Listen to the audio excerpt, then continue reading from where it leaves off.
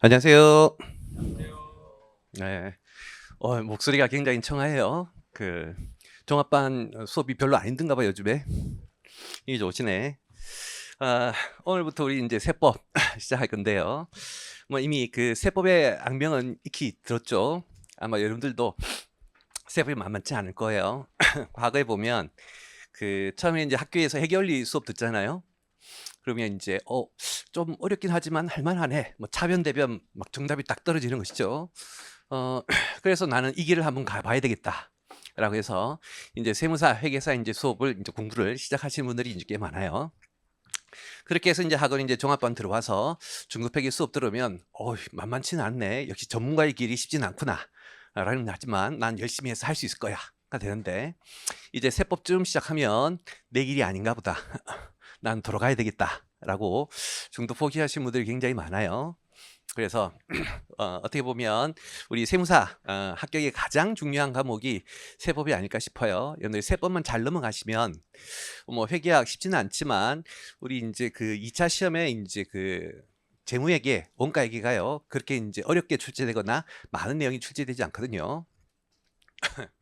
그다음에 인제 우리 1차 시험 같은 경우에 인제 보면 재정학하고 인제 선택 과목이 있잖아요.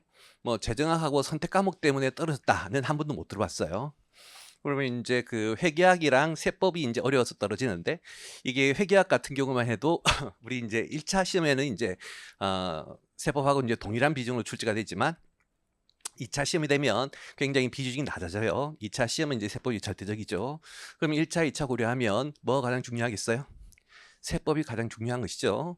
그래서 여러분들 뭐 앞에서 공부했던 뭐 재무회계라든지 원가회계 수업할 때 좀 주무시고 세법 오후에 공부할 때 이제 집중을 해야 된다. 뭐 그런 컨셉이다. 오늘은 이제 첫째 날이니까요. 바로 수업 시작하지 않고 이제 세법 전반적인 수업 어떻게 진행될 건지 잠깐 설명을 하고 수업을 시작해 볼게요. 먼저 이제 우리 시험 출제본인데 우리 이제 지금 이제 촬영하는 강의는 이제 여러분들 세무사분들도 이제 수강하지만 회계사분들도 함께 수강을 하시는 강의라서 이제 함께 시험 범위 얘기를 해 볼게요. 1차 시험만 놓고 보면 우리 이제 법인세, 소득세, 부가가치세, 국세기본법까지는 이제 회계사 시험과 세무사 시험 이제 출제 범위가 이제 공통적이에요. 대신 이제 문제 수가 이제 조금 다르죠. 세무사 시험 같은 경우에 이제 법인세 10개, 소득세 10개, 부가세 10개, 국기법 4개 정도 이제 요렇게 출제가 되고 상대적으로 이제 회계사 시험은 인제 1차 시험에 인제 법인세법 출제 문제 수가 좀 더 많아요. 그래서 14개, 10개, 8개, 5개 이 정도로 차이가 있고 그래서 상대적으로 이제 세무사 1차 시험은 보면 법인세가 1차 시험에는 쪼끔 비중이 적어요. 우리 인제 정규 수업 시간 중에 한 반 정도를 법인세에 인제 할애할 거지만 실제로 인제 시험은 40 문제 중에 한 10 문제 정도밖에 출제가 안 되니까 쪼끔 인제 1차 시험만 보면 출제 비중이 적지만 우리 2차 시험에 인제 세무회계 회계학 2부 있잖아요. 그게 인제 법인세가 또 50점 만점이에요. 그래서 최종적으로 인제 2차 시험까지 합격하려면 인제 법인세가 전체 인제 시험 배점의 반이다 정도 생각하시면 돼요. 그다음에 인제 우리 세무사 시험 같은 경우에는 인제 회계사 시험에 안 나오는 인제 국조법, 국징법, 조처법에서 요것들은 인제 좀 단순 암기하는 내용들이고 뭐 당장에는 공부하지 않으셔도 좋겠고 시험 치기 한 2달 전쯤에 인제 집중적으로 공부하셔도 되는 그런 파트예요. 뭐 요건 여러분들이 어 시간만 투자하면 무조건 잘할 수 있는 여러분이 인제 미리 잘해야 될 것은 앞에 4 가지라고 생각하시고 회계사 시험 같은 경우에는 인제 상증세가 인제 한 2 문제 정도 출제가 되고 지방세가 인제 1 문제 정도 출제가 돼요. 우리 인제 수업할 때 정규 수업 시간 중에는요. 이 법인세, 소득세, 부가세까지만 해요. 좀 이따가도 얘기하지만 워낙 인제 세법이 공부할 양이 많아요. 그래서 정규 수업 시간 중에 다 할 수 없는 점 좀 양해를 부탁드리고 그다음에 인제 나머지 것들은 우리 인제 학원에서 인제 공개 강의가 열려 가지고 여러분 정규 수업 끝나고 시간 날 때 학원 홈페이지에 있는 인제 요 공개 강의를 좀 수강을 해 주셔야 되겠다.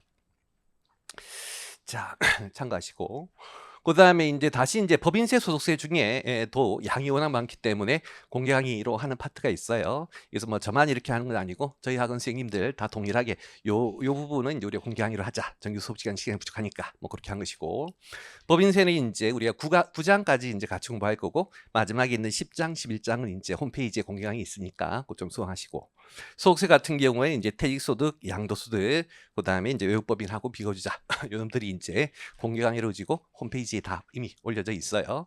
나중에 수업 진도 나가면서 이 부분은 홈페이지에 있으니까 꼭 들으세요라고 이제 그렇게 말씀드릴 것이다. 그다음에 이제 우리 수업 어떻게 진행될 건지 잠깐 설명드리면, 일단 이제 주 교재는요, 여러분들 이제 이미 다 가지고 계실 것 같은데 여기 파랭이 이걸로 이제 진행될 거예요. 그다음에가 이제 보조 교재가 여기 빨갱이 세법 강의 두꺼운 거, 뭐 집에서 잘 때 그 배기하면 잠 잘 올 것 같은 두꺼운 책이 있죠. 그래서 이제 컨셉은 이제 어떻게 되는 거냐면, 우리 이제 빨갱이가 이제 세법 개론 이제 기본 수업서인데요. 이제 여러분들이 공부해야 될 양이 이만큼 수록이 돼 있어요. 근데 이제 이 책을 처음부터 끝까지 다 공부하면 뭐 좋긴 한데 너무 많아요. 그래서 수업 목적상 제가 이제 따로 이제 만든 이론노트가 전체 이제 공부해야 될 양, 개론책이 이제 이 정도의 이제 컨셉인 것이겠죠. 그러면 이제 시험은 이제 어떻게 출제가 될 거냐면, 시험은 이제 우리 이론노트에 있는 요 정도의 내용이 이제 이렇게 출제가 될 거예요. 그래서 여러분들이 요 파랭이 있는 것만 이제 다 공부하시면 합격하시는데 이제 문제가 없겠지. 근데 이제 가끔 보면 우리 그 출제하신 이제 교수님들 중에 여러분들이 100점 맞으면 좀 출제하신 분들이 기분이 나쁘잖아요. 한 90점 정도만 맞으면 뭐 큰 문제가 없는데 100점이 되면 안 되니까 가끔, 아주 가끔은 요렇게 이제 출제를 해요. 요렇게 해서 우리 이제 파랭이 이제 없는 내용도 이제 일부 나올 수가 있는데, 그런 문제는 그런 문제까지 공부하기 위해서 이 전체 내용을 커버하려면 굉장히 비효율적이겠죠. 또 그런 거 뭐 많아봐야 한 개, 정말로 이제 많아서 2개다라고 했을 때 그거 틀린다고 해도 합격에 전혀 지장이 없고, 그런 건 찍어서 맞추시면 돼요. 어차피 우리 이제 1차 시험은 몇 점 이상이면, 60점 이상이면 합격하는 거 아시잖아요. 내가 이제 90점 맞아서 합격하나 60점 맞아서 합격하나 똑같이 세무사 자격증이 주어지는 것이니까 90점 맞아서 합격하면 억울한 것이겠죠. 그때도 이런 표정이, 선생님 그래도 저는 중고등학교 때 100점도 맞고 초등학생 때 뭐 받아쓰기 100점도 받는데 무시합니까? 라고 생각하시는데요. 제가 했던 요 그림이 요 네모가 요만큼밖에 안 보이지만 이 네모가 어마어마한 네모예요. 이 파랭이의 내용도 다 여러분들이 소화하기가 쉽지 않을 것이다. 특히나 이제 우리는 제한된 시간 안에 시험을 쳐야 되는 것이죠. 그때 시간 내에 다 풀기도 힘들어요. 그리고 또 정확하게 풀기도 힘들고, 그래서 막상 공부해 보시면 아시겠지만 이 발행이 안의 내용도 여러분들이 소화하기가 힘들어요. 그래서 처음부터 이제 제가 요 정도 공부하세요라는 그 범위를 믿고 그 범위만이라도 해주세요. 그 범위도 여러분들이 아마 소화하기가 쉽지 않을 것이다. 특히나 이제 우리가 점수를 이어지려면 한 번 본 건 안 본 거하고 똑같아요. 내가 봐서 알아. 아는 거하고 푸는 거 같으냐? 우리는 이제 알고 응용이 돼서 문제 풀이까지 짧은 시간에 맞춰야 될 것인데, 한 번 봤다고 절대로 풀이 계산이 맞거나 법조문 그 함정을 피할 수가 없어요. 여러 번 봐야 돼요. 여러 번. 그래서 좀 이따가도 얘기하겠지만 세법을 이제 합격하는 가장 큰 비결은 여러 번 보는 거예요. 사실 이제 제가 이제 저도 여러분들처럼 수험생이었던 시절이 있을 거잖아요. 좀 오래전이에요. 그 시절 돌아가고 싶어. 뭐 여러분하고 그렇게 나이 차이가 많이 나는 건 아닌데 조금 차이가 나요. 왜 웃어요?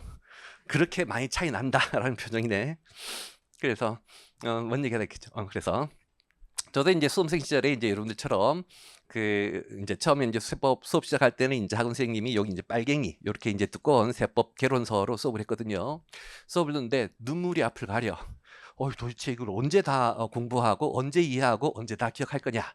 그래서 제일 처음에 이제 제가 집이 이제 부유하지 않았기 때문에, 가난했기 때문에 학원 다닐 돈이 이제 뭐 그렇게 많은 넉넉한 집안이 아니었어요. 어떻게 해서 이제 학원을 다닐 적이었기 때문에 절대로 이제 2번 수강은 안 하겠다가 이제 기본 목적이었는데, 유일하게 2번 수강한 과목이 이거예요. 또 이런 표정이, 저 사람 수업을 들어야 되나? 뭐 이런 표정인데, 어쨌든 그렇게 이제 두 번째 이제 스님께 이제 수업을 들었을 때 그 두 번째 스님께서 저처럼 이렇게 좀 이렇게 요약된 이런 계절이 이제 강의를 하시는 선생님이었고, 선생님이 이제 공부할 범위 이렇게 확 쳐서 요것만 보시면 돼요라고 하니까 뭐 일단 그 선생님도 망하지 않고 학원에서 계속 수업을 한다는 건 검증이 되었다는 뜻이잖아요. 저 파트만 공부해도 합격을 하니까 그 선생님이 계속 학원에 있을 수가 있었겠죠. 그래서 그 선생님께서 이제 만드신 교재의 내용을 믿고 그 부분만 했어요. 근데 그 부분을 정말로 많이 봤던 것 같아. 아마 여러분들 이제 세법 공부하시면 느끼실 건데 오늘 배운 거 내일 기억날까 말까고 일주일 되면 완전히 백지야. 깨끗해. 전혀 내가 뭘 배웠는지 기억도 안 나요. 그랬다가 나중에 이제 이해도 계속 다시 집어넣고 또 잊어버렸다가 다시 집어넣고 이렇게 여러분들이 이제 기억했다가 없어졌다가 기억했다가 반복되는 과정일 것인데 여러분들이 이제 내년에 5월 달에 시험 치실 거잖아요. 그 시험 치기 일주일 전에 전 과목을 다시 한번 머릿속에 집어넣는 게 여러분의 목표예요. 우리가 이제 처음 1회독 할 때 뭐 석 달이 걸리고 2회독 할 때 2달이 걸리고 3회독 할 때 1달이 걸리고 해서 이제 회독이 지나면서 이제 그 전부 다를 볼 수 있는 시간이 짧아져야 될 것이고 마지막 시험 치기 일주일 전에는 전 과목을 하루 혹은 뭐 3일 정도 하루에서 3일 보면 다시 볼 수 있는 그러한 역량이 되면 합격. 그게 안 되면 불합격인 거예요. 그래서 지금 여러분들이 처음 배우고 선생님 저 한 달 뒤에 기억이 안 나요. 그건 지극히 자연스러운 일인 것이다. 전혀 걱정할 필요 없어요. 수석한 친구도 그렇게 얘기를 했어요. 뭐 그건 너무나 당연한 것이고 이게 우리에게 중요한 것은 2회독, 3회독 할수록 시간을 줄이는 게 우리의 목표예요. 그래서 저 같은 경우에도 예전에 이제 1차 시험 준비할 때 기억을 떠올려 보면 한참 이제 여러 번 보다 보니까요. 마지막에 시험 치기 하루 전에 세법 처음까지 다 뭐 쭉 본 것 같아요. 그래서 보면 워낙 많이 봤으니까 이 내용 알고 저 내용 알고 요거 옛날에도 내가 기억이 아리까리했지. 요 부분 다시 보자. 이런 식으로 쭉 봤고 하도 여러 번 보다 보니까 이제 어느 순간부터는 그 내용이 몇 페이지에 있는지 페이지까지는 이제 기억이 안 나지만 좌측 상단인지 우측 하단에 있는지 내용까지는 대충 머릿속에 떠올라요. 그래서 그렇게 여러분들이 여러 번 보시는 게 중요하고 여러 번 보려면 요 범위를 선택하는 굉장히 비효율될 것이다. 그래서 요 범위로 이제 여러분들이 선택하시면 돼요. 그리고 이제 혹시라도 여러분 중에 보면 완벽을 추구하시는 분들이 있어. 완벽을 추구해서 이런 부분들까지 이제 공부하려고 하시는 분들이 있는데 이런 부분들 하면 좋죠. 하면 좋은데 한 10년 해야 될걸? 여러분의 목표는 내년에 당장 1차 합격하는 게 우리의 목표잖아요. 그러려면 좋은 말 할 때 시킨 대로 요 범위만 하는 게 좋을 것이다. 그래서 믿고 이렇게 이제 선택하시면 될 것 같아요. 그 다음에 이제 참고 교재에서 제가 저기 객관식 세법이라고 썼잖아요. 이제 교재 일부를 이제 가져봤어요. 얘도 이제 요거 이제 1권하고 이제 2권이 있어요. 여러분들의 최종 목표는 이 녹색이에요. 녹색. 연두색인가? 하여튼 요게 이제 지금까지 이제 기출된 문제들 그리고 이제 기출되지 않았지만 이제 중요한 내용들을 이제 담아놓은 문제여서 여기 이제 우리 객관식 세법 교재 안에 있는 문제가 다 풀리면 이제 뭐 아무런 문제가 없는 것이겠죠. 그래서 최종 목적은 요거예요. 최종 목적은 우리가 이제 물론 이제 이 객관식 세법 교재가 다 풀려면 발행이가 어느 정도 다 이해가 돼야 이 녹색이가 풀려지는 것이겠죠. 그래서 그 제가 이제 항상 수업할 때는 그 요걸로 수업을 하되 여러분들이 복습을 할 때 요거까지 좀 해주세요. 뭐 이렇게 말씀을 드려요. 그래서 요거 뭐 어떻게 이제 할 건지는 좀 이따 따로 설명드릴게요. 자, 그 다음에 이제 우리 세법 수업 진행할 건데 수업 진행한 순서는 이제 법인세, 소득세, 부가치세 이런 순서로 이제 진행을 할 것이고 우리 이제 정규 수업은 한 38회 정도 편성이 됐지만 38회 만에 못 끝나요. 그래서 한 4회 정도 보강을 해서 한 42회 정도 수업을 진행할 예정이고 우리 이제 제가 올해 이제 지금 이제 우리 6월 달이잖아요. 세무사 종합반인데 3월 달에 이제 회계사 종합반에서도 지금과 같은 똑같은 강의를 이제 진행을 했어요. 그놈 이제 진행은 이번에 보니까 한 48회에 이제 끝나서 여러분들이 이제 말씀드린 것보다 6회가 많잖아요. 왜 그런 이제 차이가 날 거냐면 그 회계사 종합반 할 때 이제 우리가 매년 제가 이제 처음 시작하는 강의는 그 해 이제 제가 수업 시간 중에 이제 시작을 할 때 그 전날 수업했던 것을 한 20분에서 한 25분 사이에 쭉 같이 요약을 해요. 그래서 요약을 해서 어제 배웠던 것들 여러분이 다시 리마인드 할 수 있도록 그렇게 이제 하는데 그 리마인드 하는 요약 강의를 올해 이제 이미 촬영을 했기 때문에 그 촬영한 강의를 여러분들이 이제 보실 수 있도록 아마 학원에서 제공을 할 거예요. 그래서 그 시간이 이제 빠지게 되면 우리 이제 세무서 종합반이라고 해서 제가 뭐 더 많이 강의하거나 더 적게 강의하나 그렇지는 않겠지. 똑같이 강의하겠죠. 근데 이제 그러한 요약 강의 시간이 이제 좀 빠지니까 요 정도 이제 횟수가 될 것 같아요. 뭐 참고하시면 좋을 것 같고. 그리고 이제 그거를 제가 이제 왜 하냐면 아까도 얘기했듯이 이 세법에 이제 가장 중요한 것은 여러 번 보는 거야. 여러 번. 근데 여러 번 볼 때 이제 책으로 보게 되면 여러분들이 학원 5가고 하시면서 보기가 좀 힘들잖아요. 그때 학원 5가고 하는 시간, 짜투리 시간들 있잖아요. 대부분의 학생들 보니까 요즘에 그 핸드폰으로 뭐 이렇게 뭐 만화 보거나 아니면 유튜브 보거나 그런 거 아시죠? 그런 거 하시지 말고 제가 이제 수업 시간 중에 한 20분에서 25분 정도 요약한 거 있거든요. 그거를 유튜브다라고 생각하시고 계속 좀 들어봐 주세요. 그래서 그거를 이제 핸드폰에 좀 녹음을 하시고 녹음을 해서 오고 가면서 듣는 거예요. 그래서 뭐 하루에 한 20분 정도 시간 내는 거 여러분 인생에 크게 어렵지 않은 일이죠. 예, 어려운 일이네 표정이. 그걸 이제 계속 반복해서 이제 처음에는 좀 이해가 안 되더라도 계속 반복해서 이제 들으시면 아마 많은 도움이 되실 것이다. 그래서 결국 이제 여러분이 공부해야 될 것은 이제 교재로는 여기 발행이 있는 내용이고, 그다음에 이제 그거를 좀 더 압축한 거, 좀 더 축약. 요 이제 제가 요 이론 노트가 이제 만약에 100이라면 100 중에 제가 요약 강의로 이제 설명드리는 게 한 90이거든요. 어떻게 보면 이제 그 90만 소화해도 합격이에요. 그래서 이제 그 90을 여러 번 이제 그 듣자는 것이죠. 그렇게 해서 이제 평소에 학원 오가면서 뭐 오전에 10분, 오후에 10분 듣든 하루에 한 20분에서 25분 정도로 쓰시고, 그리고 이제 나중에 별도 이제 복습 시간을 또 내서 교재로서 그 이제 말로 듣던 것을 다시 눈으로 글씨체로 또 확인하고 하시면 훨씬 더 여러분들이 이제 다 회독하는데 도움이 되실 거예요. 그래서 이제 뭐 그렇게 된 것이니까 참고해 주시고, 그다음에 이제 수업 시간인데요. 우리가 이제 오후도 있고 오전도 있죠. 오후 같은 경우에는 이제 오늘처럼 이제 2시 시작해서 정규 이제 시간은 6시까지인데 꼭 6시에 끝나야 될까? 한 20분 정도 더 하면, 자, 주문할게요. 나 20분 더 하면 환불할 거다. 손 들고 한번 일어서 볼게요. 없네. 저는 동의를 했고 빨리 넘어가야 되겠지. 그래서 우리가 이제 그 오후에 해서 저녁에는 수업 없잖아요. 그래서 우리 이제 수업 끝나고 이제 다음 수업 시간이 이제 없는 경우는 한 20분 정도 더 하고, 그다음 이제 오전 수업했는데 이제 오후에 강의가 있다라고 하면 그때는 이제 1시에 제대로 끝내고 뭐 그렇게 진행하는 걸로 할게요. 괜찮겠어요? 그쵸, 뭐 안 괜찮으면 어떡할 거예요. 하겠다는데. 그래서 그렇게 진행이 될 거니까 좀 양해를 해주시고. 근데 지금 이제 처음에 이제 시작할 때 뭐 이렇게 얘기하면 예, 뭐 선생님 20분 정도야. 뭐 네가 열심히 하겠다는데 받아들이시는데 실제로 6시가 되잖아요. 눈빛이 좀 달라져. 살기를 이제 품기 시작하는 것이죠. 나 힘들어 죽겠어. 인데요. 그 어차피 여러분들 이건 일시적 차이예요. 어차피 끝까지 가면 다 해야 돼. 까지. 뭐 오늘 그 6시에 끝나서 20분 더 안 했다. 그럼 그 20분이 여러분에게 지금 정말로 절약될 수 있는 시간이냐? 그 언젠가 다른 별도의 보강 시간이 더 있는 것이겠죠. 그래서 그거보다는 가급적 빨리 끝내는 게 좋겠죠. 그래서 그런 차원에서 저도 힘들어요. 저도 나이가 있고 몸무게가 몇 킬로겠어. 저도 앉아서 쉬고 싶은데 그렇게 하는 것이니까 좀 양해해 줄게요. 그럼 괜찮으면 대답은 할게요. 괜찮겠어요? 예, 예. 목소리가 그렇게 힘이 없지만 좋은 것으로 간주하고, 그 다음에 이제 공부 방법 앞에서 뭐 살짝 소개했지만 다시 한번 더 얘기해 볼게요.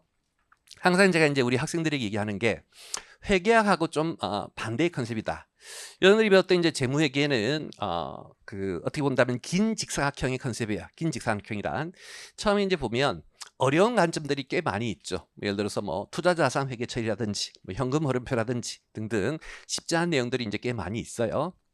근데 이제 그나마 이제 한 가지 다행스러운 건 그렇게 이해해야 될 내용이 그렇게 많지는 않고 또 암기해야 될 것들이 그렇게 많지는 않아요. 대부분 좀 깊은 어느 정도 이해만 하시면 다 응용이 되어가지고 그와 유사하게 일관적인 논리로 적용할 수 있는 파트이다 보니 여러분들이 이해해야 될 내용 혹은 외워야 될 내용들이 그렇게 많지는 않아요. 난이도는 좀 쉽지 않을 거예요. 근데 이제 양이 그렇게 많지는 않은 편이겠죠. 근데 이제 상대적으로 세법은 좀 가로로 긴 직사각형이어서 처음에 나오는 이제 주제들이 보면 이해의 난이도가 아주 어렵거나 뭐 이해하지 못할 만큼의 내용들은 없어요. 물론 이제 특정한 이제 그 오늘 우리가 나중에 할 뭐 소득 처분이라든지 세무적인 기본 개념들은 아마 처음에 쉽지 않겠지만 그것들을 제외한 대부분의 내용들은 이해하시는데 아주 어려운 난이도의 이제 성격은 아니에요. 그래서 처음 이제 세법을 이제 들으면 오유 할 만하네. 우리 선배들이 내 친구들이 바보였나 보네. 나는 천재구나. 잘할 수 있네. 라고 생각하시는데 문제는 이게 끊임없이 나온다는 거예요. 계속 나와요. 계속. 이제는 그만이겠지 라고 하면 계속 나오는 거죠. 토할 것 같아. 강의한 저도 토할 것 같은데 여러분들이 오죽하겠어요. 그래서 여러분의 선배나 친구들이 세법을 어려워했던 이유는 그 자체 이해를 해야 되는 난이도 자체도 이제 어느 정도 어려움이 있었지만 그보다는 절대적으로 양이 많아서 어려운 것이다. 그럼 이렇게 이제 양이 많은 세법을 잘하려면 어떻게 해야 될 거냐? 는 다른 뭐 왕도는 따로 없고 반복밖에 없어요. 반복. 여러 번 봐야 돼요. 그래서 아까도 제가 얘기했던 여러분들이 내년에 1차 시험을 치기 전까지 여러분들이 이제 공부했던 그 발행일을 여러 번 봐서 이 내용이 우측 상단인지 좌측 하단인지가 머릿속에 떠오를 만큼 다 회독을 해야 돼요. 이 세법은 워낙 많기 때문에 기억했다가 잊어지고 다시 기억하고 할 거예요. 아마 이제 그 최근에 이제 우리 2차 시험 최근이 아니라 앞으로 이제 뭐 여러분들 선배들이 이제 2차 시험 이제 그 시험 치고 합격한 분들 있잖아요. 합격하고 한 달 뒤에 세 번 물어봐요. 몰라. 까면 옛날에 내가 공부했는데 기억이 흐릿하네. 이게 20%인지 30%인지 헷갈리네. 뭐 이런 얘기를 할 거예요. 왜? 워낙 양이 많다 보니까 막 공부할 때야 기억이 나지만 시간이 하루 지나고 일주일 지나면 사라지게 돼 있는 것이다. 그래서 이렇게 많은 양을 시험장에 가서 점수로 하려면 전날, 하루 전날 혹은 이틀 전날 다시 한번 머릿속에 여러분 머릿속에 집어넣는 게 중요한 거예요. 그래서 이제 그렇게 다해독 할 수 있도록 우리가 이제 하는 게 중요한데 그러면 이제 그렇게 다해독하는 거 좋은데 그럼 어떻게 하면 이제 다해독을 할 수가 있을 거냐에 있어가지고 첫 번째 반드시 이해가 바탕이 돼야 되겠죠. 그냥 뭐 이거 이해 안 된다고 단순 암기하고 넘어가. 그게 한두 개면 해결이 될 수 있는데요. 몇십 개, 몇백 개인 것이죠. 그렇게 해서 이제 계속 단순 암기만 하고 넘어가시다 보면 단순 암기할 내용이 너무 많아가지고 머릿속에 다 담을 수가 없어요. 우리의 이제 뇌의 이제 저장 공간은 한정돼 있잖아요. 물론 공부를 열심히 하시면 저장이 늘 수는 있겠지만 어느 정도 한정돼 있기 때문에 암기로 해결될 수 있는 부분과 이해로 해결될 수 있는 부분이 이제 따로 있어요. 그래서 꼭 이해로 해결될 수 있는 부분을 최대한 이해를 해서 단순 암기할 과정을 내용을 줄이는 게 우리에게 중요해요. 그래야지 여러분들이 열어볼 수 있는 것이다. 또 이렇게 이해를 하고 나잖아요. 이해를 하고 나면 암기가 아주 명백히 떠올라요. 단순 암기하면 항상 불안해. 이거 내게 이렇게 외웠는데 이렇게 하는 게 맞는지 안 맞는지. 하지만 이제 완벽한 이해가 돼서 그 결과를 바탕으로 암기를 하면요 오래 가요. 아시겠죠? 그래서 꼭 이해를 하려고 노력을 해야 될 것이고 그때 이제 이해를 하기 위해서는 일단은 제가 뭐 수업을 잘해야 되겠죠. 최대한 여러분들 이제 이해시키려고 제가 노력을 할 것이고 여러분들도 이제 제가 강의한 내용을 열심히 이제 쫓아오셔야 되겠죠. 그래서 아까 뭐 농담 삼아 얘기했던 우리가 이제 오후에 수업 있으면 오전에 요즘에 온가회계 하시대 보니까 맞아요? 아니에요? 안과 끝났어요? 그럼 뭐 해요 오전에? 중급 회계예요?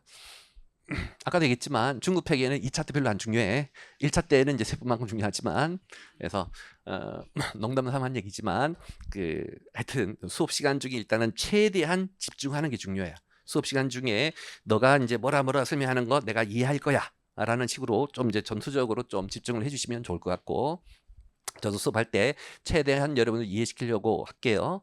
그래서 이제 수업할 때는 어떻게 할 거냐면 우리 이론 노트 있잖아요. 여러분들이 공부해야 될 내용들을 그대로 이제 똑같이 여기 이제 화면에 띄울 것이고, 그때 이제 애니메이션을 줘서 이제 요 주제 하나씩 띄우면서 이제 쭉 설명을 드려 나갈 거예요.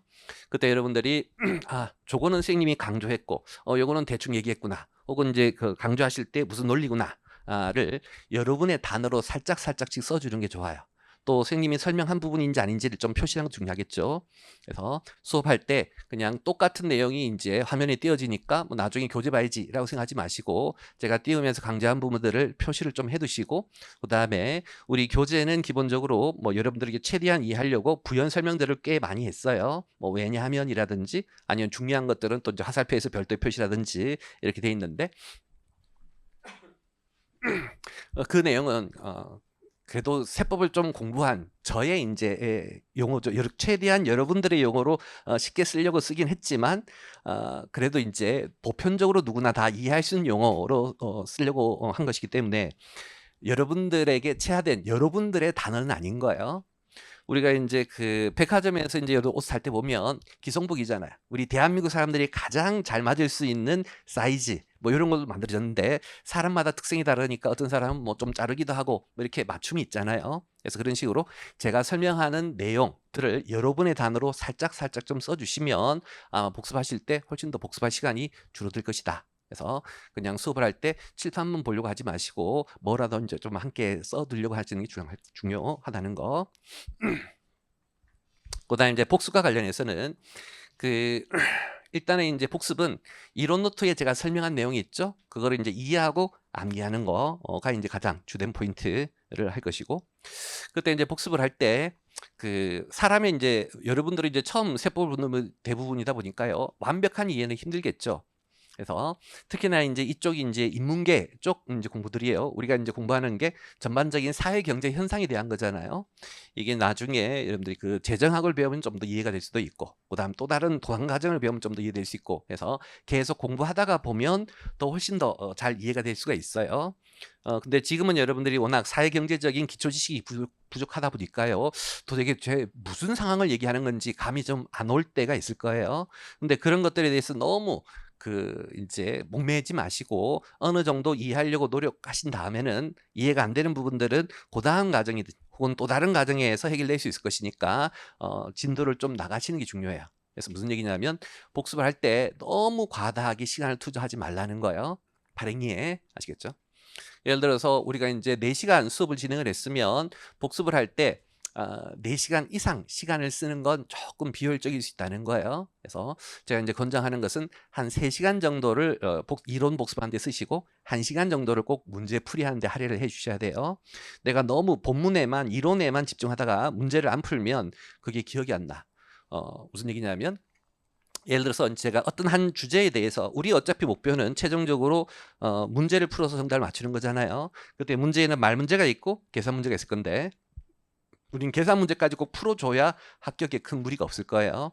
그때 이제 계산 문제를 풀 때 그 한 문제의 계산 문제를 풀기 위해서 만약에 10개의 요소를 고려해야 된대요. 근데 여러분은 이제 복습을 할 때 10개를 다 하긴 했겠지. 근데 막상 문제를 풀어서 하다 보면 10개 중에 한 6개, 7개밖에 제대로 고려하지 못하고 3, 4개는 고려하지 못해가지고 틀릴 거예요. 그랬을 때 6개, 7개 제대로 고려한 건 여러분들 머릿속에 이미 확 들어와 있는 거야. 그런데 이제 고려하지 못한 그 3, 4개는 내가 배우긴 했지만 진정 내 것은 아니었던 것이죠. 그냥 들은 거지 정확하게 내 거가 된 건 아닌 거예요. 그런 것들은 이제 문제를 풀다 보면 내가 이걸 왜 틀렸지? 뒤 해답을 보면 요거 쌤이 고려하라 했는데 고려 못했구나 라고 해서 머릿속에 좀 더 강한 충격이 있겠죠. 그렇게 되면 그게 훨씬 더 오래 기억이 남을 거예요. 그래서 그런 식으로 문제를 꼭 풀어봐야 돼요. 그래야지 이제 내가 고려하지 못한 게 뭔지가 훨씬 기억에 오래 남을 것이고, 또한 공부 방법에 있어 가지고도 과거에 내가 배운 것들이 시험에 이렇게 출제가 되니까 나는 이런 식으로 공부해야 되겠다라는 감이 있어야 되는 것이지, 그냥 내가 막상 혼자만 열심히 하는 건 이게 목표 지점은 A인데 B 지점, C 지점으로 갈 수 있는 잘못된 방법일 수도 있다는 거예요. 그래서 공부를 할 때는 꼭 문제까지 함께 풀이하는 게 이제 중요하다. 그래서 여러분들 공부를 하실 때는 이론 공부하시고 문제 풀이하시고 그때 그 문제 풀이하면서 틀린 거를 다시 꼭 이론 노트에 표시를 해두세요. 내가 요것들 때문에 틀렸구나. 그러면 이제 나중에 2회독, 3회독 할 때 거기를 좀 더 시간 투자해서 볼 수 있는 것이겠죠. 그래서 이렇게 얘가 이론이 돼야 문제가 되고 문제가 되야 다시 이론에 여러분들이 이제 주의할 사항들을 다 체크할 수가 있을 거예요. 그래서 이러한 사이클을 해야 되기 때문에 복습을 하실 때는 꼭 문제까지 이제 풀 수 있도록 그렇게 부탁을 드릴게요. 그때 그러면 이제 어디까지 문제를 풀어야 될 거냐인 것인데, 우리 이제 8행위에는 문제는 따로 없어요. 이론만 있어요. 그때 이제 꼭 풀어야 될 문제는 일단은 빨갱이에 있는 교재야. 우리 이제 빨갱이 교재에 보면 그 예제가 있을 거야. 그래서 수업 시간 중에 그 예제를 이제 같이 풀 건데, 일단 복습하실 때는 수업 시간 중에 같이 풀었던 예제는 반드시 복습을 할 것이고, 그 다음에 이제 우리 이제 그 장이 끝나면 우리 빨갱이 이제 다시 뒤에 이제 객관식 문제들이 있어요. 근데 이제 그 문제들이 그렇게 많지는 않은데 어쨌든 거기까지는 필수야. 그래서 수업 시간 중에 풀었던 예제와 장 끝나면서 있는 객관식 문제들 있죠. 그거는 이제 필수인데 문제는 그 우리 이제 장 끝나면 있는 그 객관식 문제들이요. 수업 시간 중에 10개의 주제를 배웠으면 실제로 문제화된 것은 한 3, 4개밖에 없어요.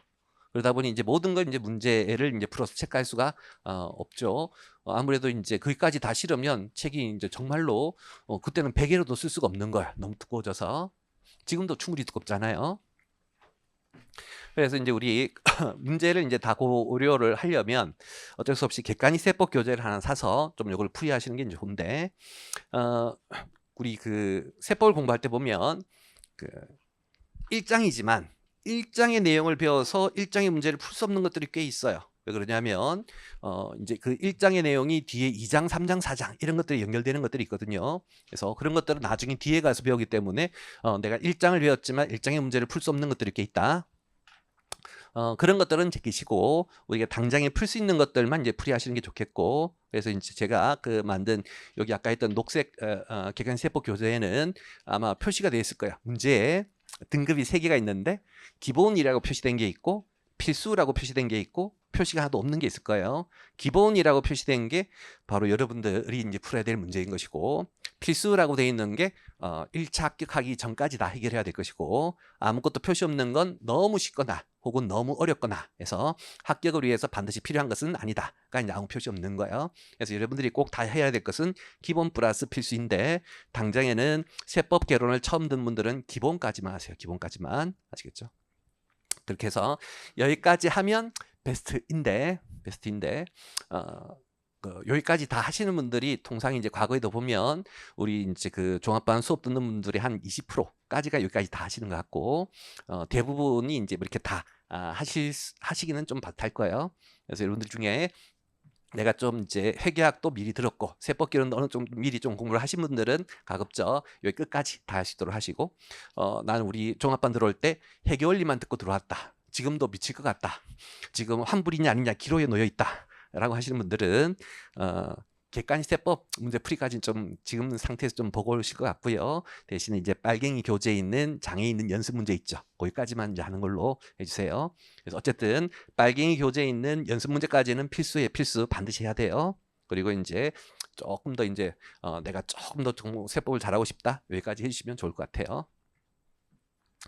그 다음에 요약 정리는 아까도 얘기했던 건데 일단은 제가 교재를 만든 이론 노트의 범위만 해결하겠다. 그 안에 있는 것은 내가 다 해결하겠다. 의 컨셉으로 하시고 그리고 아까도 얘기했듯이 우리 이 세법을 잘하는 것은 잘하려면 여러 번 봐야 되고 여러 번 보려면 2회독, 3회독 할 때마다 시간이 줄어야 돼요. 그럼 시간이 주는 게 그냥 주는 게 절대 그렇지 않아. 1회독 하면서 혹은 2회독 하면서 내가 그 잘하는 부분과 못하는 부분 늘 다 표시를 해두시고 내가 해야 될 거 안 해도 될 것들을 다 표시를 해놔야 돼요.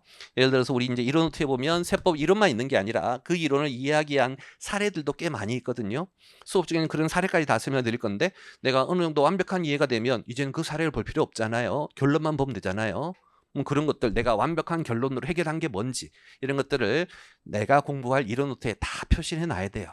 그래야지만 2회독, 3회독, 4회독 하면서 시간이 주는 거지 그냥 여러 번 본다고 시간이 주는 건 아닌 것이다. 아시겠죠? 그래서 1회독 할 때는 그 세법 내용 자체를 이해하는 것도 중요하지만 2회독, 3회독 할 때 내가 뭘 볼 거고 뭘 안 볼 건지를 표시를 정리해 두는 것도 굉장히 중요한 거예요. 1회독 할 때 그까지 여러분이 해야 될 일인 것이고 그리고 아까도 얘기했던 것처럼 오고 가면서 꼭 좀 우리 이제 여러분에게 이제 학원에서 제공을 할 거예요. 아마 수업 끝나고 나면 여러분들이 그 무료 강의로 보실 수 있을 거고 그것들을 뭐 핸드폰에 좀 다운을 받으셔가지고 제 목소리를 좀 하루 왼종일은 그렇고 한 2~30분씩 꼭 시간 투자해서 들어봐 주세요.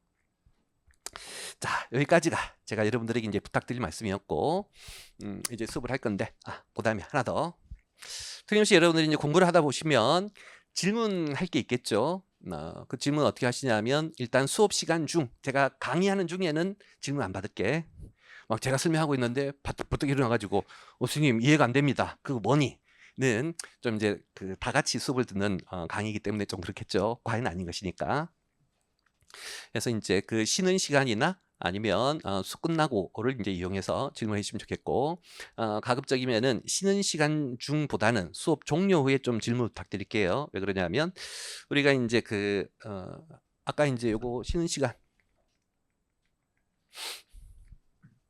얘기했잖아요. 이렇게 이제 해서 이제 10분씩 쉴 건데 10분 쉴 때 이제 여러분들이 이제 다 질문하면 다음 수업 시작하기가 좀 늦어지겠죠. 그래서 그 정말로 이제 이번 시간에 1교시에 이제 설명한 건데 그 1교시에 설명한 내용이 2교시까지 이어지면 1교시에 해결이 안 되면 이 수업이 못 쫓아오잖아요. 그런 것들이면 뭐 쉬는 시간에 하셔야 되겠지만 전날 공부했던 거 있잖아요. 전날 공부했다는 건 오늘 수업하고는 좀 상관이 없을 수가 있잖아요. 그런 것들은 이제 수업 끝나고 나면, 예를 들어서 오늘도 6시 20분에 이제 수업 끝나고 나면 제가 바로 안 나갈 거예요. 여기 이 자리 그대로 있을 거예요. 그래서 여러분들이 다 나갈 때까지 제가 여러분들 이제 나가시는지 지켜보게 될 건데 그때 이제 질문하시면 뭐 1시간이든 2시간이든 제가 여기 앉아서 뭐 친절하게 설명을 해드릴 테니까 그 시간에 좀 집중적으로 좀 질문해 주시면 좋겠다. 특히나 이제 객관이세법 문제풀이 하신 분들은 문제풀이 잘 안 되는 거 이제 질문하시는데 그것들은 전부 다 여기 수업 종료하고 여기 제가 앞에 기다리고 있을 테니까 그때 와서 좀 질문하시는 걸로 그렇게 할게요. 괜찮겠어요? 그리고 이제 그렇게 질문하러 오시면서 선생님 수업하느라 힘들었는데 너 목 아프지? 내가 먹을 거 줄게. 그래서 이제 음료수 같은 거 이렇게 주시는 분들이 있는데 꼭 안 주셔도 뭐 답변 다 하니까 뭐 꼭 가지고 오거나 그러실 필요는 없어요. 하지만 이제 주시면 좀 더 친절하게 답을 할 수 있을 것이다. 참고들 많이 하시고 뭐 중요한 건 아니지만 꼭 기억하시고. 자, 이제는 우리 세법 수업을 한번 시작을 해보도록 할게요.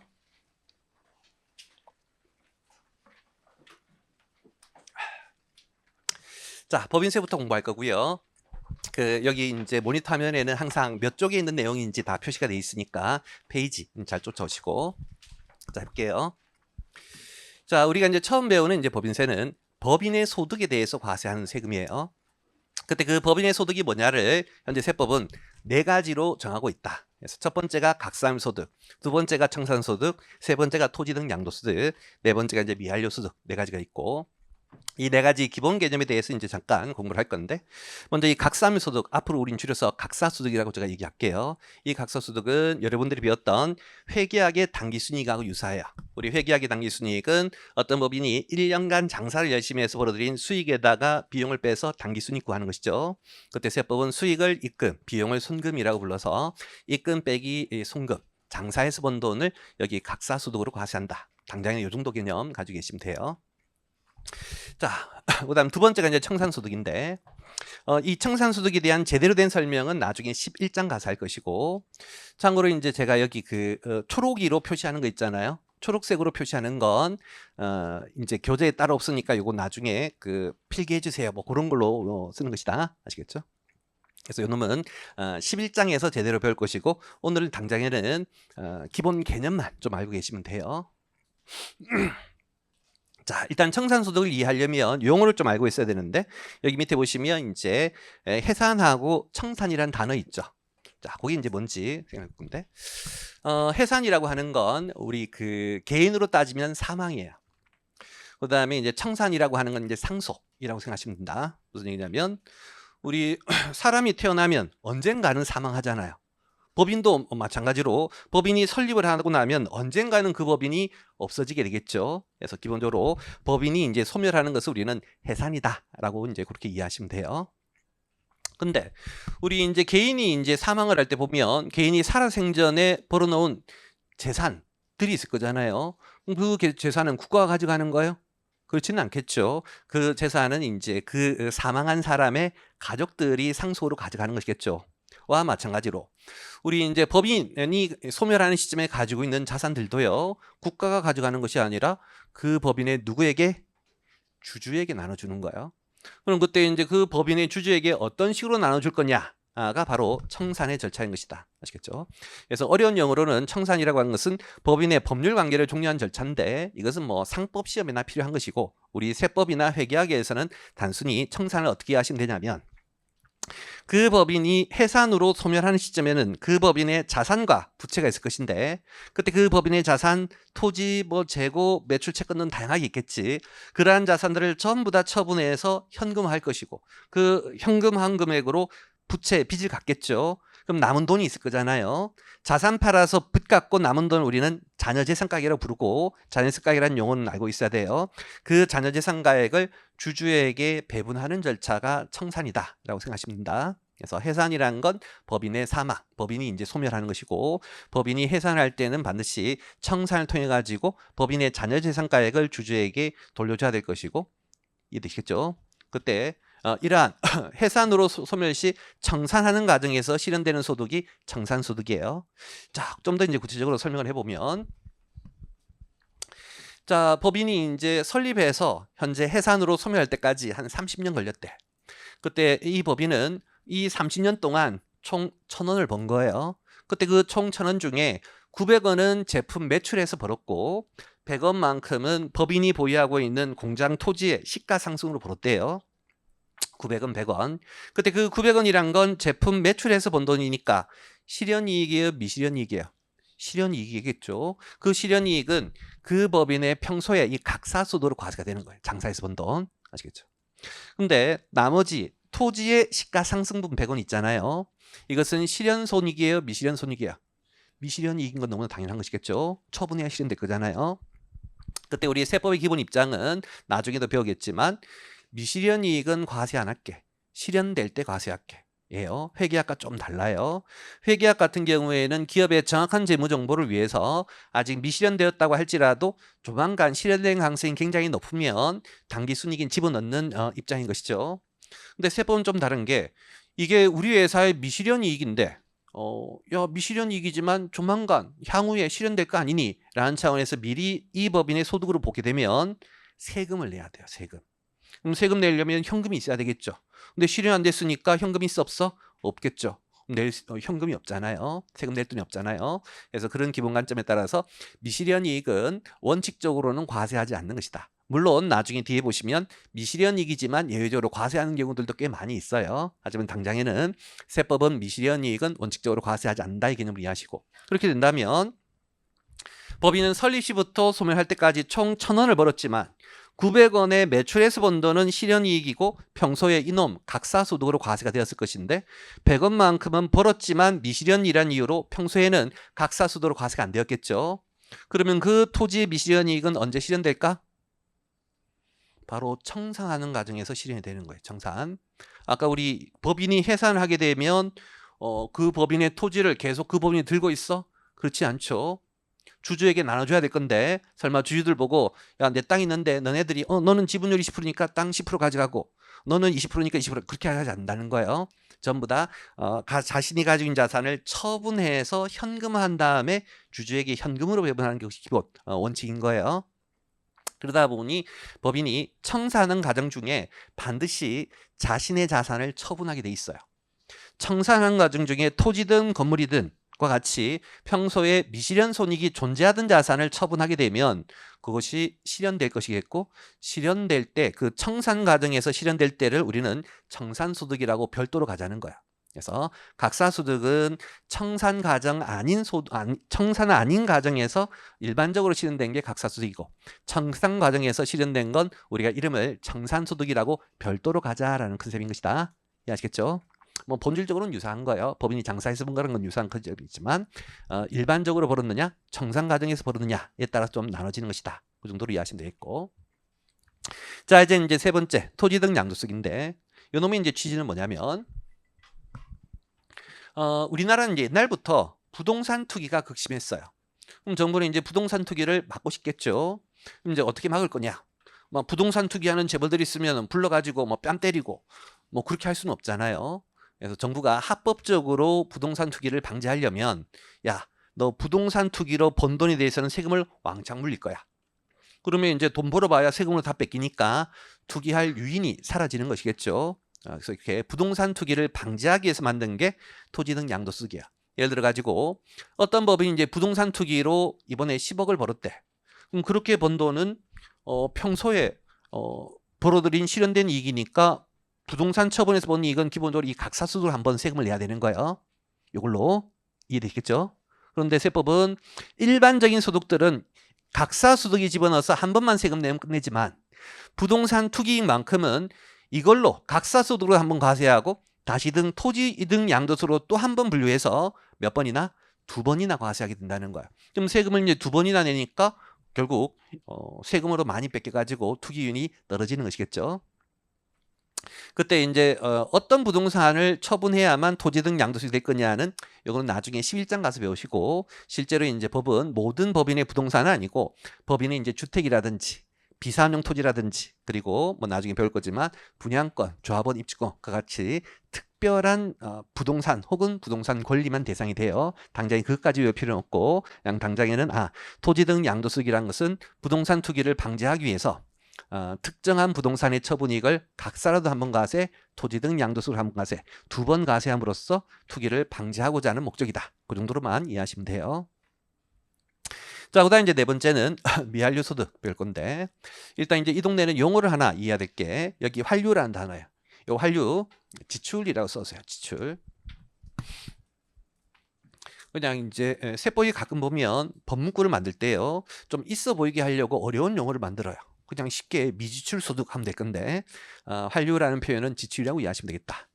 자, 그럼 미지출 소득이 이제 무슨 컨셉이냐를 이제 설명드리면, 정부 입장에서는 그 경기를 활성화시키고 싶고, 경기를 활성화하려면 기업들이 투자도 많이 하고, 그다음 임직원들에 대한 인건비도 많이 주면 경기가 활성화되겠죠. 투자 많이 하면 아무래도 뭐 기업들이 이제 생산도 많이 하게 될 것이고, 인건비 많이 주면 근로자들이 소비도 많이 하고 경기가 살아날 수밖에 없겠지. 근데 이제 정부에서 기업들 보고, 야, 너네들 투자도 많이 하고 인건비도 좀 많이 줘봐 라고 하면 정부는 네가 뭔데? 뭐 이렇게 얘기하는 것이겠죠. 그래서 이제 정부가 당근과 채찍을 이제 줄 것인데, 뭐 나중에 뒤에 소개하겠지만, 당근은 이제 뭐냐면, 야, 너 투자해주면 투자한 금액의 일정 비율만큼 세금 깎아줄게 라고 해서 이제 투자세액공제라는 게 있고, 인건비 많이 주면 인건비 출한 금액에 대해서 다시 세금 깎아줄게 라는 이제 그런 당근도 있지만, 반대로 채찍도 있다는 거예요. 채찍이 뭐냐? 야, 너네 올해 벌어들인 소득 중에 일정 금액 이상 지출하지 않으면 지출하지 아니한 소득에 대해서 세금 물릴 거야. 너네 회사의 모든 번 소득을 지출할 필요는 없지만 법에서 정하는 일정한 금액 수준까지는 꼭 지출해줘. 일정 금액 수준에 미달하게 지출하면, 그럼 기준금액보다 미지출했죠. 그게 바로 미완료 소득인 거예요. 기준금액보다 미지출하면 그 미지출한 소득에 대해서 다시 한번 세금 물릴게. 그러다 보니까 그 법인이 올해 각사소득으로 1,000억을 벌었대. 1,000억. 그럼 이제 1,000억에 대해 세금 한번 냈겠죠. 그 다음에 두 번째, 미완료 소득. 만약 이제 기준점이 그냥 임의로 700억이다 라고 가정을 할게요. 그럼 700억까지는 투자하고 인건비를 지출해야 될 건데 700억보다 적은 600억만 지출했다. 그럼 덜 지출한 금액이 얼마예요? 100억이죠. 그럼 100억에 대해서는 다시 한번 또 세금을 내는 거예요. 결국 얘도 몇 번 세금 내는 거야? 2번. 여기로 한 번 내고 여기로 또 한 번 내니까 이중과세적 요소가 있는 것이죠. 그래서 금방 했던 이 3번하고 4번은 그렇게 2번 과세함으로써 뭔가 좀 제재를 하겠다, 이 컨셉인 것이다. 자, 그런데 이러한 미완료 소득 같은 경우에 여러분의 상식으로도 좀 이상하죠. 내가 열심히 장사해서 벌었는데 내 돈을 내가 투자를 어떻게 할 건지, 인건비를 얼마 지출할까 내 마음이잖아요. 그런데 이제 이렇게 미완료 소득이 있으면 다소 좀 정부가 과다한 조세권을 행사하는 걸 볼 수 있잖아요. 그래서 정부는 사실 이 미완료 소득은 모든 기업에 대해서 과세하는 건 아니고 대기업만 해요. 그때 대기업의 정의가 뭔지까지는 당장에 몰라도 좋아요. 특히나 우리 이제 세무사 시험은 조세특례제한법이라는 법은 1차에서는 안 나와요. 2차에서 나오는데, 현재 이 미완료 소득은 조세특례제한법, 줄여서 조특법에 규정되어 있기 때문에 세무사 1차 시험만 놓고 본다면 이런 게 있나 보다, 이 개념만 알고 계시면 되겠고, 구체적인 계산까지는 못해도 좋아요. 아시겠죠? 그래서 현재 미완료 소득은 경기 활성화를 위해서 대기업들에게 일정 금액 미달하게 지출했을 때 다시 한번 과세하는 뭐 그런 세금이다 정도의 컨셉만 이해하시면 되겠다. 대충 되시겠죠? 자, 그리고 이제 이러한 2, 3, 4의 내용들은 지금 당장은 금방 했던 개념 정도 이해하시고 11장 가서 이제 상세한 내용을 공부하게 될 것이다. 이제 두 번째, 법인세 납세의무자. 우리 이제 납세의무자라는 단어는 이제 어떤 거냐면, 우리 세금의 종류마다 이 세금은 누가 내야 되는지가 정해져 있어요. 법인세 같으면 법인이 내는 것이고, 소득세 같으면 소득세는 개인의 소득에 대해서 부과되는 세금이거든요. 개인이 내는 것이고, 부가가치세는 나중에 배우겠지만 사업자들이 내는 세금이에요. 그래서 이런 식으로 세금마다 누가 낼 건지가 정해져 있고, 우리는 그런 자를 뭐라고? 납세의무자라고 해요. 그럼 지금 우리가 배우는 법인세라면 법인세의 납세의무자는 당연히 누구예요? 법인인 것이겠죠. 뭐 얘는 고민할 여지가 없는 것이겠고, 근데 세법은 그러한 납세의무자인 법인을 두 가지 관점으로 구분해요. 첫 번째가 그 법인의 본점이 어디 있느냐에 따라서 국내에 소재하고 있으면 그 법인을 내국법인이라 부르고, 반대로 이제 그 법인의 본점이 외국에 소재하고 있으면 외국법인이라 불러요. 그런데 이제 이렇게 납세의무자를 구분하는 이유는 뭐냐? 현재 세법 입장은 내국법인이라면 우리나라에서 번 돈도 우리나라에 세금 내야 되겠지만 당연한 것이고, 외국에서 번 돈도 우리나라에 세금을 내라고 하는 거예요. 예를 들어 가지고 삼성전자 잘 아시죠? 삼성전자가 서울에 본점이 있어요. 그러면 우리나라에 본점을 둔 회사이니까 내국법인인 것이겠고, 그 삼성전자는 국내에서 핸드폰 팔아가지고 번 소득, 또 우리나라에 세금 내야 되겠지만, 그 삼성전자가 미국에다가 핸드폰을 팔아서 번 외국 소득이 있죠. 그것도 역시 어디에 세금 내라? 국내, 우리나라에 세금 내라는 거예요. 그래서 국내에 전체 다 소득이 세금 내지만, 반대로 외국법인, 여러분 잘 알고 있는 애플 있잖아요. 애플도 미국에서 핸드폰 만들어 가지고 한국에다 이제 팔죠. 보니까 이제 우리 딸내미도 애플을 쓰더라고요. 저는 이제 갤럭시인데 그 갤럭시 쓰지 왜 애플 쓰니 했더니 애플이 좋대요. 한국 거 아니잖아. 아빠 건데 뭐 이렇게 얘기하더라고. 뭐 하여튼 그렇긴 한데 우리 여러분들도 여학생들 중에 애플을 더 선호해요? 알바노야? 하여튼 그래서 그 미국 회사 애플이 있잖아요. 미국 법인이 한국에 애플을 팔아가지고 번 소득이 있으면 그거 이제 어떻게 과세할 거냐에 있어가지고 현재 정부 입장은 아무리 우리나라 내국법인이 아니라고 할지라도 우리나라에서 번 소득이 있으면 그때는 우리나라에 세금 내라 하는 것이다. 아시겠죠? 예를 들어서 미국에 있는 애플이 한국에 지점을 설치했고 한국 지점에서 한국에다가 이제 핸드폰 팔아가지고 번 소득이 있으면 어디에 세금 내는 것이다? 한국에. 근데 이건 안 되는 거예요. 애플은 미국에 본점이 있는데 미국에서 핸드폰 만들어서 미국에서 팔았어요. 그때 우리나라 정부가 야 애플로 한국에도 지점이 있지 않니? 그러면 미국에서 판 것도 미국에서 본 것도 한국에 세금 내가 되면 우리나라 이제 전쟁이 일어나는 것이겠죠.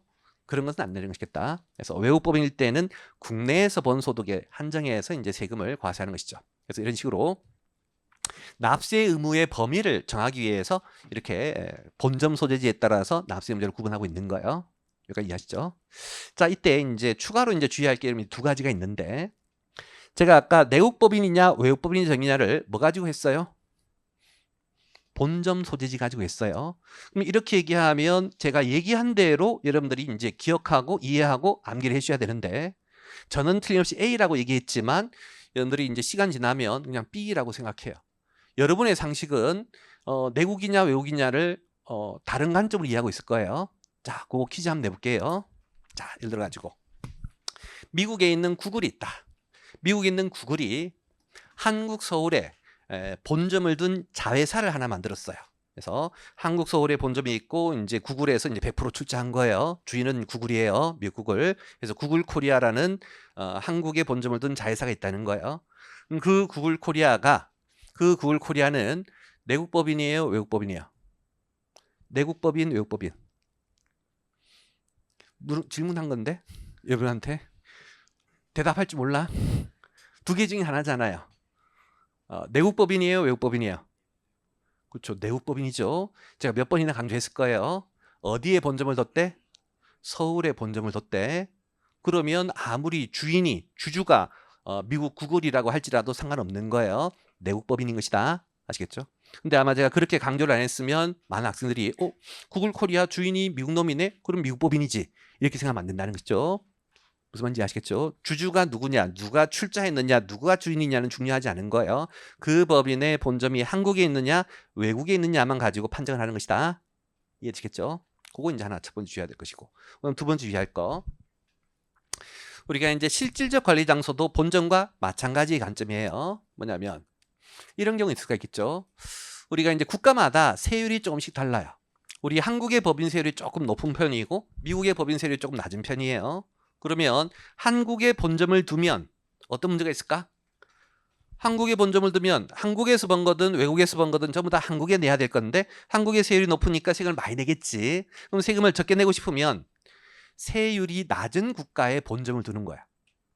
그렇게 되면 한국에서 본돈 같은 경우에는 다시 한국에 이제 본점을 두고 있지 않으니까 한국에서 번 돈은 한국에서 세금 낼 수밖에 없겠지만 외국에서 번 돈은 그놈은 외국에 본점이 있으니까 외국 법인이잖아요. 한국에서 번 돈은 한국에서 내겠지만 외국에서 번 돈은 한국에서 세금 안 내겠지. 외국 법인이니까. 이해되시겠죠? 그래서 이제 그런 식으로 우리나라에서 법인세를 적게 내기 위해서 본점을 외국에 설립을 하는 거야.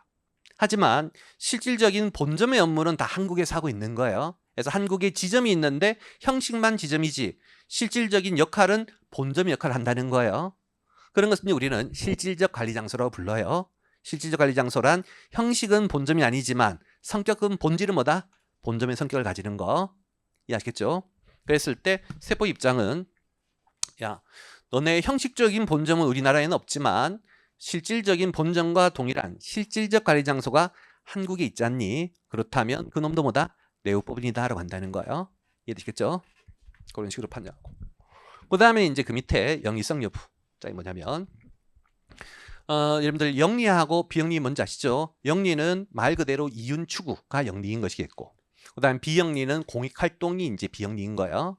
그래서 우리나라에는 이제 그 영리를 목적으로 설립된 법인이 있고 비영리를 목적으로 설립된 법인들이 있어요. 영리를 목적으로 설립된 법인은 우리가 평소에 잘 알고 있는 뭐 회사들이 여기에 속하고 현재 세법은 영리 목적으로 설립된 영리법인이라면 너네가 어떤 활동을 해서 번 소득이든 다 과세할게. 그에 반해서 비영리 목적으로 설립된 비영리 법인들은 소득을 두 가지로 나눈 다음에 고유목적 사업소득은 과세하지 않을게 라고 해요. 자, 이게 뭐 말인지 간단한 사례로 설명드리면 우리 이제 비영리 법인의 가장 대표적인 게 뭐 쉽게 이해할 수 있는 게 장학재단 같은 거. 장학재단은 돈 벌기 위한 거예요. 우리 이제 학생들에게 장학금 줘서 좋은 일 하기 위한 거예요. 후자.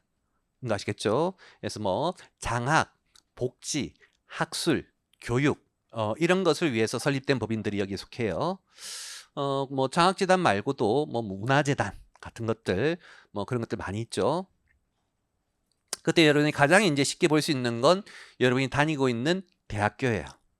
뭐 얼굴을 보니 다니고 계신 분도 있고 다녔던 분도 계시고 하네. 자, 이러한 이제 대학교는 그 기본적으로 이제 교육 사업을 목적으로 하는 이제 비영리 법인인 것이다. 그때 대학교에서 이제 대학교 비영리 법인 대학교도 고유목 소득이 있겠죠. 뭐 가장 대표적으로 여러분들이 이제 대학교에 등록금을 내. 그럼 그게 대학교의 수익이 될 것이고 그렇게 이제 받은 등록금으로 교수님들 월급 주잖아요. 그게 이제 교육 사업의 비용이 되는 것이겠죠. 그때 이제 그러한 교육 사업을 통해 가지고 대학교가 이익이 났겠죠. 만약 수익을 배분받았고 교수님들 인건비 60을 지출해서 40을 벌었다면 그것도 번 돈이잖아요. 교육 사업을 통해서. 근데 정부는 그 40원은 과세하지 않을게. 왜냐? 그거 공익적인 활동 아니냐. 그 번 돈으로 계속적인 교육 사업에 재투자할 수 있도록 하기 위해서 세금 안 내도 돼라고 하는 거예요. 여기까지 아시겠죠? 그래서 고유목적 사업이란 그 비영리 법인이 설립된 목적, 대학교 같으면 교육 사업이 고유목적 사업일 것이고 장학재단 같으면 장학금 벌기 위한 거 있죠. 장학금 기부받는 게 고유목적 사업일 것이겠고 문화재단 같으면 문화활동 등이 고유목적 사업인 것이겠죠. 그래서 이러한 그 법인의 설립 목적에 활동을 하면서 벌어들인 소득이 있으면 좋은 일 하면서 번 소득이고 그거 세금 내버리면 좋은 일에 쓸 재원이 부족하게 되는 것이니까 과세하지 않을게라고 하는 거예요. 뭐 이해하시는데 큰 어려움 없겠지. 자, 근데 주의할 건 밑에 수익사업소득이에요. 자, 이게 뭔 뜻인지 설명드리면 저 같은 경우에도 이제 대학교를 다녔는데 제가 다니던 대학교에서는요 우유를 팔았어요. 굉장히 특이하죠. 대학교는 교육하는 게 기본 목적 사업인데 우유를 막 팔더라는 것이죠. 그때 대학교에서 왜 우유 팔까? 우유 파는 이유는 우리가 대학교에 교육 사업을 하려면 돈이 많이 필요한데 이게 학생들한테 등록금만 받아가지고는 이 학교가 운영이 안 된다는 거예요. 그래가지고 대학교에서 이제 우유를 판매하는 사업을 하는 거야. 그렇게 이제 우유를 판매해서 돈 벌면 그때는 이제 그 번 돈 가지고 교육 사업에 이제 지원을 하는 것이죠. 그래서 이런 식으로 비영리법인들 같은 경우에는 자신의 고유 목적 사업, 공익적인 사업 활동을 하는데 필요한 자금, 재원을 만들기 위해서 이윤 추구를 목적으로 하는 사업을 하기도 한다는 것이다. 그래서 뭐 부동산 임대업을 할 수도 있고, 그다음에 주식 투자를 할 수도 있고, 예금을 해서 이자를 벌 수도 있고, 아까처럼 우유를 팔아가지고 사업 소득을 벌 수도 있고, 와 같이 다양하게 이윤 추구를 목적으로 하는 사업 활동을 해서 벌어들인 소득도 존재해요. 여기까지 아시겠죠? 근데 이제 그러한 수익 사업 소득은 과세한다는 거예요. 왜 그러냐면 예를 들어서 아까 했던 우유 판매하는 대학교 같은 경우에 우리 이제 대학교에서 우유 팔아서 번 돈은 좋은 일, 교육 사업에 쓰잖아요. 만약 그렇다는 이유로 세금을 안 물린다면 형평성의 문제가 생기는 거예요. 우리 여러분 잘 알고 있는 우유 파는 회사들 많이 있죠. 뭐 서울우유도 있고 매일유업도 있고 많이 있잖아요. 근데 서울우유나 매일유업 같은 것은 영리법인이거든요. 주식회사에서. 그럼 그런 애들은 우유 팔아서 번 돈에 대해서 세금을 내는데 대학교는 우유 팔았을 때 세금을 안 낸대요. 그러면 누가 더 싸게 우유를 팔 수 있어요? 대학교가 더 싸게 팔겠죠. 세금을 안 내야 되니까. 그러면 가격 경쟁의 형평성이 떨어지는 거예요. 그래서는 안 되겠다는 거예요. 세법은 영리법인과의 형평성 차원에서 너는 비영리법인이지만 그 우유 팔아서 번 돈은 세금을 내라고 하는 것이다. 아시겠죠? 그러면 이제 여러분들이 이제 구체적으로 수익 도대체 뭐가 고유 목적 사업이고 뭐가 수익 사업입니까? 라는 이제 생각을 가지고 있을 건데 그 관점은 역시 나중에 비영리법인 우리 11장 가서 배울 거예요. 11장. 금방 했던 내용들은 다 11장에 나와 있고 지금은 이러한 추상적인 개념. 고유 목적 사업 소득은 어떤 거? 공익 활동을 위한 사업. 대표적으로 대학교에서 교육 사업 정도가 될 것이고. 그에 반해서 수익 사업이란 건 아까 얘기했듯이 뭐 우유 판다든지 주식 투자한다든지 예금에서 이자 받는다든지와 같이 뭐 그런 것들을 의미하는 것이다. 이 정도의 개념만 가지세요. 구체적인 내용들은 나중에 11장에 이제 존재하니까 지금 거기까지 알고 공부할 필요는 없는 것이다. 여기까지 되시겠죠? 자, 여기까지가 이제 여러분들이 이해해야 될 기본이었고 다시 이제 밑에 보시면 실제 이제 법문구가 있어요. 요게 이해가 되면 법문구는 뭐 당연히 되는 것이겠죠. 이해하는 것이지 외우는 거 아닌 것이다. 보면 법문구. 법에서 이제 내국법인의 정의는 뭐라고 하고 있냐면 본점, 가로 열고 주사무소인데요. 이 뭔 뜻이냐면 우리 이제 영리법인들은 이제 본점이라고 부르고 비영리법인들은 주사무소라고 불러요. 그래서 부르는 용어는 다르지만 본질은 똑같은 것이다. 그래서 본점이나 혹은 사업의 실질적 관리 장소가 국내에 있으면 내국법인이에요. 두 개 중에 하나라도 있으면 되지 둘 다가 있는 뜻은 아닌 것이다. 그럼 역으로 얘기하면 뭐가 도대체 외국법인인 거예요? 둘 다가 한국에 없는 놈이 외국법인인 것이다. 두 개 중에 하나라도 한국에 있으면 내국법인. 둘 다 본점하고 실질적 관리 장소하고 둘 다가 한국에 없어야만 외국법인인 거예요. 그럼 이제 시험에는 여러분들이 현혹시키게 해가지고 본점은 미국에 있지만 실질적 관리 장소가 한국에 있으면 외국법인이다. 이렇게 표현하면 틀린 거라는 거 아시겠죠? 뭐라도 하나라도 한국에 있으면 내국법인. 둘 다가 없어야만 외국법인. 이해되시죠? 그다음에 다시 이제 세부 사항에서 요건 이제 어떤 의미냐면 지금 몰라 좋아요. 우리 이제 교재에 보시면 이제 가끔 객세라든지 혹은 뭐 세무회계라든지와 같은 아이콘이 붙어 있는 것들이 있을 거예요. 그 말 그대로 우리 이제 객세는 우리 이제 그 세법 개론 강의가 끝나면 다음 과정이 이제 객관식 세법 강의 있잖아요. 그때 하자라고 하는 거예요. 왜 지금 안 하고 그때 하느냐? 이런 것들은 대부분 출제 가능성이 좀 낮아요. 출제 가능성이. 그래서 아까 했던 뭐 그림으로 본다면 아까 제가 이제 이런 걸 했었죠. 이론 노트의 내용이 요거만큼 있는데 주로 시험은 요 정도 이렇게 출제될 거다라고 했잖아요. 여기 있는 구탱이 있는 이런 것들이 있다는 거예요. 우리가 이제 이런 것들까지도 이제 공부를 하면 좀 더 훨씬 더 고득점 할 수 있을 것인데 당장에는 거기까지는 하지 말고 요 정도의 범위로 한정하자의 컨셉인 것이다. 어떻게 의미인지 아시겠죠? 그래서 이것들이라고 뭐 전혀 출제가 안 되는 건 아니지만 요 동그라미 있는 것들에 비해서는 조금 출제 가능성이 떨어진다. 이 의미로 효율성 차원에서 이런 것들은 나중에 뒤에 가서도 쉽게 할 수 있는 거니까 뭐 그런 것들은 뒤에 하자. 이 의미로 표시해 둔 거예요. 그리고 또한 이제 지금은 이것들이 진정한 의미를 이해하기 힘들기 때문에 뭐 그런 취지도 있고 해요. 그래서 나중에 배우겠지만 어떤 거냐면 우리가 이제 외국법인이 아닌 건 알겠어. 이건 외국놈이야. 외국놈은 외국놈인데 외국 법인이냐? 외국 개인이냐의 문제가 있겠죠. 외국 법인이면 법인세를 물려야 되겠고, 외국 개인이면 소득세를 물려야 될 거잖아요. 우리 법인의 소득은 법인세, 개인의 소득은 소득세예요. 그래서 이제 요것의 이제 포인트는 그것이다. 얘가 내국 법인이냐 외국 법인이냐의 포인트가 아니라 외국 법인이냐 외국 개인이냐를 가질 때는 이런 관점으로 이제 분류한다라는 뜻인 거예요. 그래서 지금 당장에는 공부하지 않으셔도 좋겠다. 이 정도 속임만 하고. 자, 이제 갈로 2번. 영리성 유무에 따른 구분해서요. 이것도 아까 설명드렸었죠. 영리를 목적으로 설립된 법인이 영리법인인데 여러분들 중에 이제 선택법 중에 옛날에는 그 상법이 선택법이 아니라 이제 꼭 이제 시험 쳐야 되는 법이었는데 어느 순간부터 이제 세무사에서 상법, 행소법 등이 이제 선택법으로 바뀌었잖아요. 그래서 상법 공부하신 분들이 알겠지만 요즘에는 뭐 상법을 많이들 선택 잘 안 하시더라고. 그래서 세법 공부할 때 조금 어려움이 있어요. 상법 하시는 게 세법에는 좀 더 유리하긴 해요. 참고하시고. 우리 이제 상법에 보면 그 이윤 추구를 목적으로 설립된 법인들의 종류가 뭐 대표적으로 5개 있어요. 주식회사, 유한회사, 합자회사, 한명회사, 그리고 유한합자회사 뭐 이런 것들이 있어요. 그래서 이제 이런 것들을 이제 우리는 영리법인이라고 한다. 그래서 여러분들이 이제 평소에 많이 들어봤던 뭐 삼성전자니, LG전자니, 현대자동차니 전부 다 주식회사죠. 영리법인들이에요.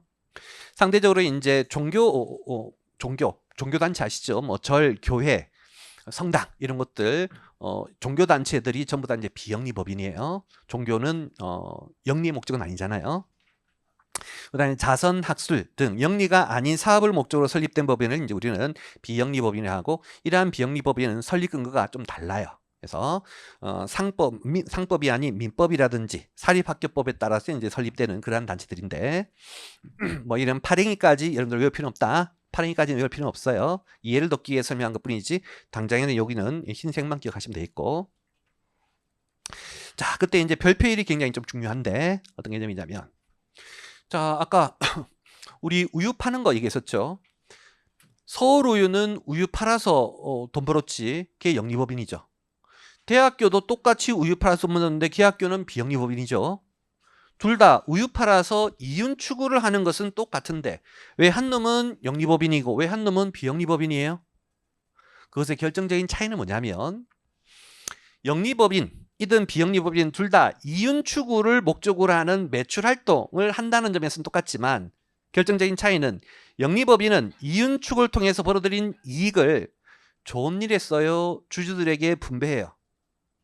주주들에게 분배하는 것이죠. 즉 이익을 구성원에게 분배하고 있는 거예요.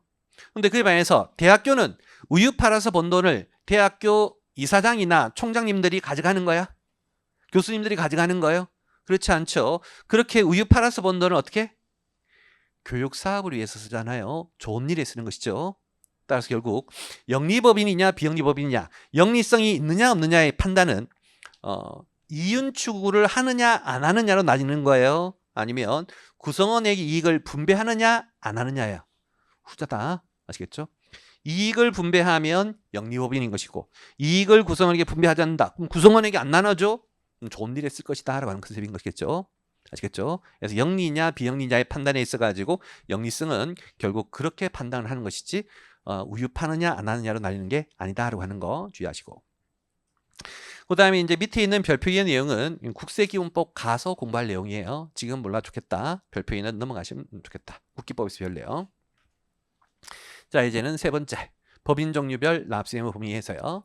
우리 이제 오늘 1교시에 배운 내용 중에 시험에 나올 건 요거예요. 요게 이제 우리에게 중요한 것이고 이것도 역시 여러분들 뭐 최종적으로는 암기해야 되겠지만 이해하면 다 기억이 나요. 그래서 이해가 중요한 것이지 굳이 뭐 단순 암기하려고 노력하지 마세요. 자, 해볼게요. 자, 우리는 좀 전에 앞에서 이제 법인의 소득이 이렇게 4종류가 있다는 걸 공부했었고, 그 다음에 다시 법인의 분류에는 2가지 분류, 영리냐 비영리냐, 내국이냐 외국이냐 있었죠. 그럼 이제 그 분류에 따라서 총 이렇게 4개의 법인이 생긴다는 거 아시겠죠? 그때 이제 이렇게 4개의 법인을 구분한 이유는 뭐냐? 바로 요거 때문이에요.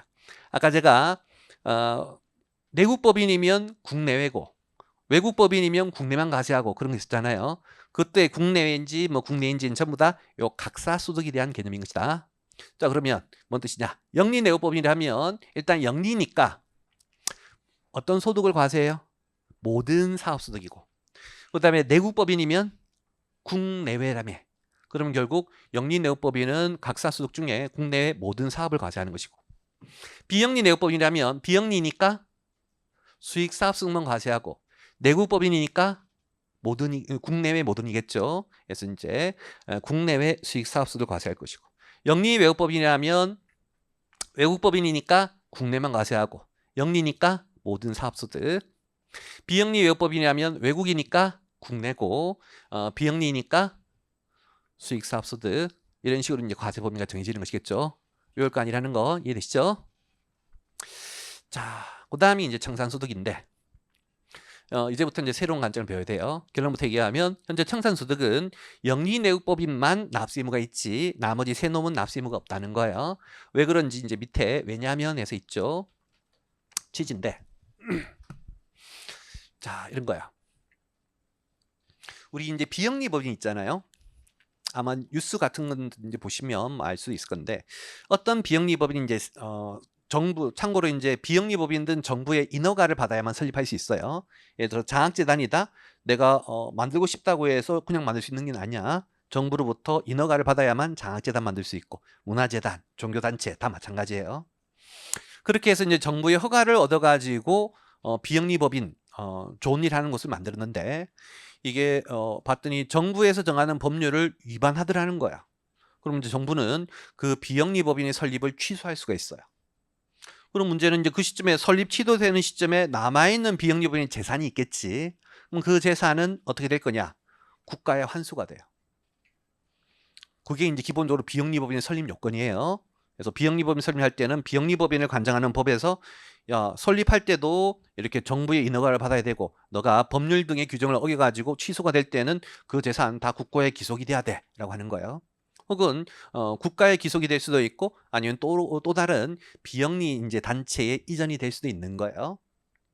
대표적인 예로 여러분들 뭐 뉴스 옛날에 보신 분 아실 것 같은데, 예전에 이제 그 박근혜 대통령 있죠.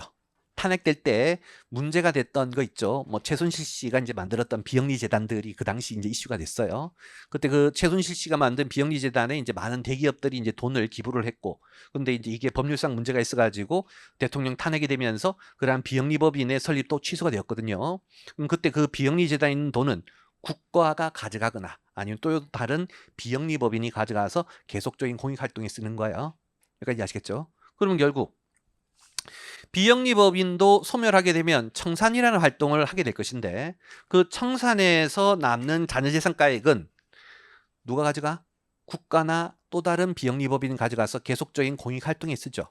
그렇다면 굳이 세금 물릴 필요가 없다라고 하는 거예요. 계속 좋은 일이 있을 거니까. 아시겠죠? 그래서 그런 차원에서 비영리 법인들은 청산세도 굳이 과세하지 않을게가 이제 여기 첫 번째 줄.